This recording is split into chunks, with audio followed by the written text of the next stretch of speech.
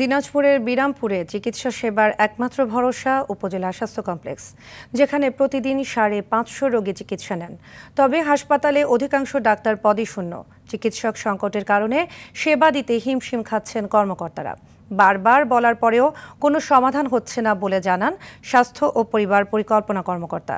হিলি প্রতিনিধি আব্দুল আজিজের রিপোর্ট, জানাচ্ছেন লামিয়া তানজিন মাহমুদ। দিনাজপুর সদর থেকে প্রায় ৬০ কিলোমিটার দক্ষিণে বিরামপুর উপজেলা স্বাস্থ্য কমপ্লেক্স। লাখেরও বেশি মানুষের চিকিৎসা সেবার ভরসা এই স্বাস্থ্য কমপ্লেক্সটি। এ কারণেই ৫০ শয্যা বিশিষ্ট স্বাস্থ্য কমপ্লেক্সটিতে প্রতিদিনই চিকিৎসা নিতে আসেন প্রায় ৫৫০ রোগী।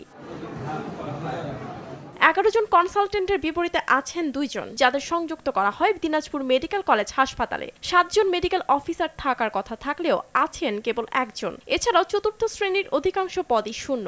এমন বাস্তবতায় চিকিৎসা সেবা দিতে হিমশিম খাচ্ছেন কর্মরত চিকিৎসকরা। যদি ডাক্তার থাকতো তাহলে ওই সমস্যাটা হতো না। একটা স্যালাইন দিলে কতক্ষণ সময় লাগে, ওদের তো দায়িত্ব থাকার দরকার। ডাক্তারের সংকট, ডাক্তারে যে কোনোদিন আসে কোনোদিন আসেই না। একটু ওষুধ পাতে ভালো হতো, ডাক্তার একবার দুবার তিনবার দেখলো তাহলে ভালো হতো। যেখানে দেখা যাচ্ছে ৫০ জনকে দিব, সেখানে ৭০-৮০ জনকে দিতে হচ্ছে। তখন তো একটু সময়ও বেশি লাগবে, তখন দেখা যাচ্ছে আমি একটু তাড়াহুড়োও করতে চাবো, তখন রোগীদেরকে প্রপার স্যাটিসফ্যাকশন আসে না আমার। বারবার চিঠি দিয়েও মিলছে না সমাধান বলে জানালেন হাসপাতালের এ কর্মকর্তারা। আমরা শুধুমাত্র ২ জন মেডিকেল অফিসার আছি। দেখা যাচ্ছে আমরা পাল্লাক্রমে ২৪ ঘন্টা ডিউটি করি ২ জন মিলে।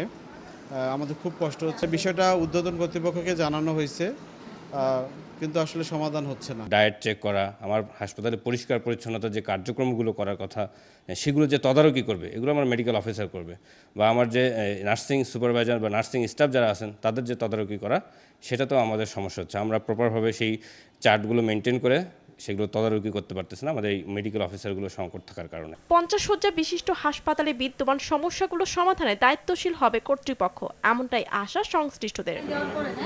লামিয়া তানজিন মাহমুদ, RTV।